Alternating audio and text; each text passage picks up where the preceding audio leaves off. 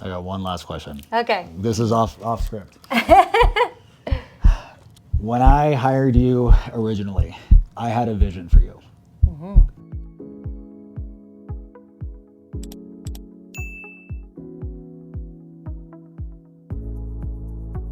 Jordan, are you ready? Okay, what was the biggest challenge in creating NBS and how did you overcome it? Oh, the biggest challenge creating NBS was finally doing something different for the nutrition industry. It was looking at not just the science, because there was new science. It was, how are we going to create something that is actually going to address the actual issues that our clients face? And that was behavioral. And that was something that got a lot of pushback. And it is the basis and the reason our clients work with us over anybody else. I would agree. What drives you to keep refining and improving the NBS experience? The thing that drives me to keep refining and improving the NBS experience, it's number one, it's kids. It's the kids. We have daughters, and we want to make sure that we leave something for them that is going to be different than what was left for Jennifer, what was left for my mom, what was left for the women in our life that we love.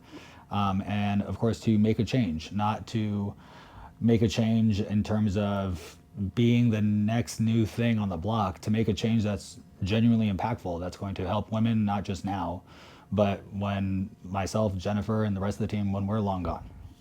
How do you make sure NBS stands out in an industry full of quick fixes? Really easy. I don't worry about the industry. I don't worry about standing out. We just let the work speak for itself. I love that. Let's see, what's something about NBS that took a while to get right but was worth it? Something about NBS that took a while to get right, but that was worth it. All of it. No, I'm kidding. Everything from the original name. NBS used to stand for no bullshit. And that's because when I started it, I wasn't looking for something fancy and bright and the next shiny thing. Wanted to attack the root issue, and the root issue wasn't the science. The science has never been the root issue.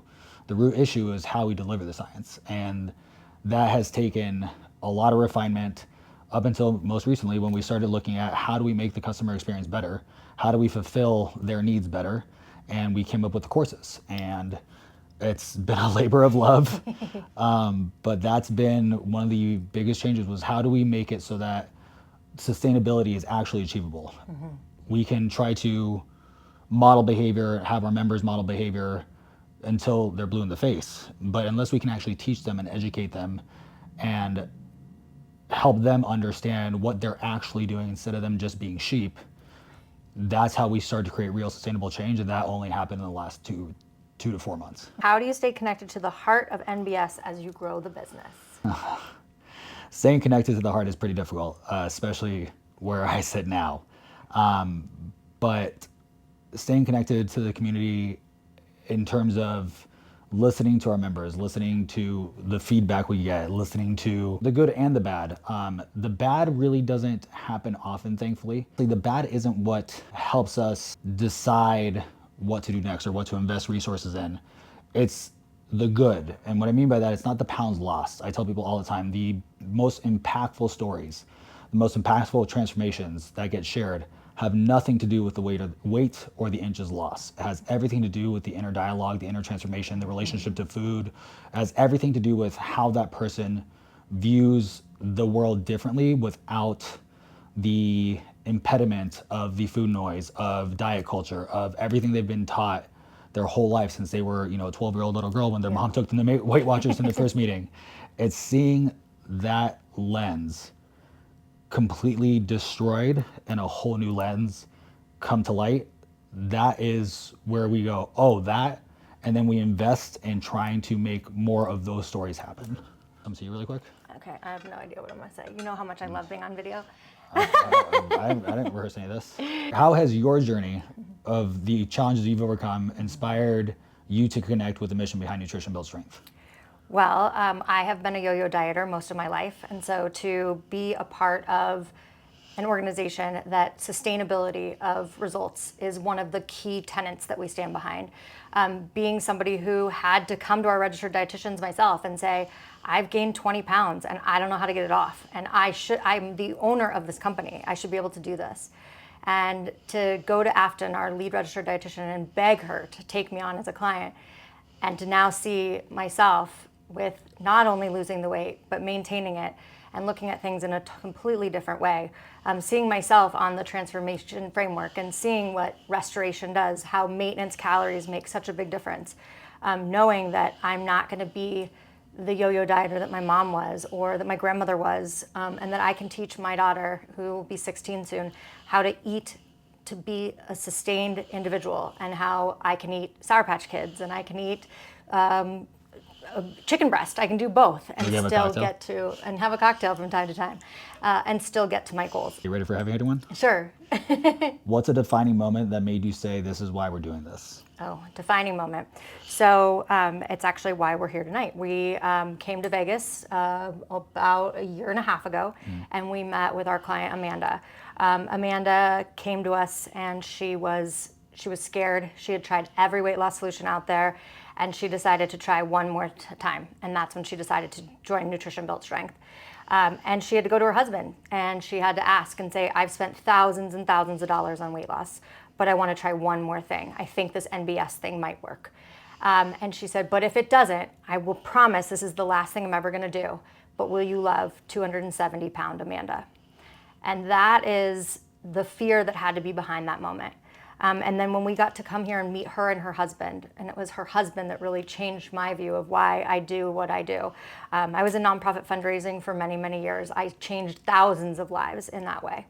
But it was sitting across the table from Amanda and her husband, and he reached across and he grabbed our hands and he said, thank you for giving me my wife back. And it wasn't the pounds, it wasn't the inches, it was the smile that she gained.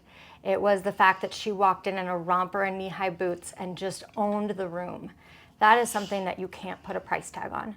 And that is why I know that what I do here makes a difference every day. I'll put you in the hot seat. How is building Nutrition Built Strength together, if it has it helped you? Has it helped you heal? Has it helped you grow in ways that you didn't expect?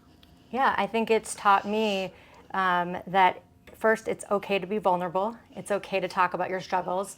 And that, just because I put weight back on doesn't mean that I failed. And I think sometimes we have members who join us, they leave for a little while, life gets in the way, and they feel stuck. And they are afraid to come back. And I want to say to all of those people out there, it's okay to fall down, but you have to get back up. And the number of times that we've seen changes at Nutrition Build Strength, or we've had internet trolls come after us, or we've had hard financial times, we've continued to get back up time and time again. And that's one of the things I'm most proud of the both of us and the Nutrition Build Strength story. I got one last question. Okay. This is off script.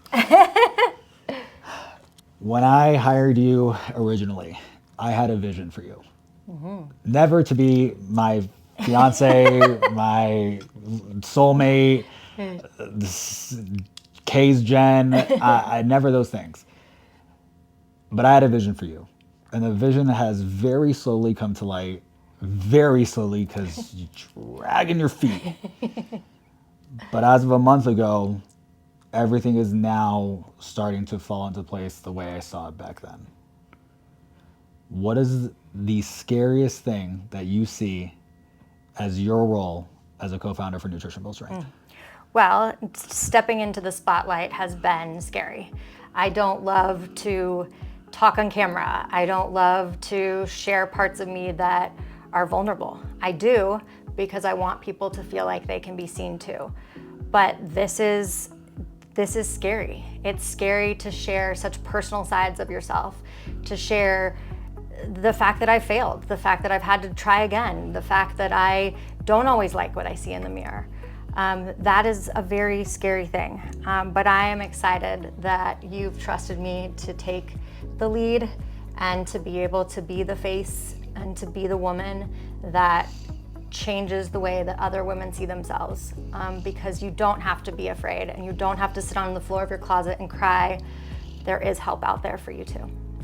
And the burning question that everybody wants to know, what's it like being engaged to a man 10 years younger than you that cannot stop grabbing your ass? It is wonderful and annoying at times. All right. Okay, let's go get some good light. Jordan's like, oh, this is how you guys work? Got it.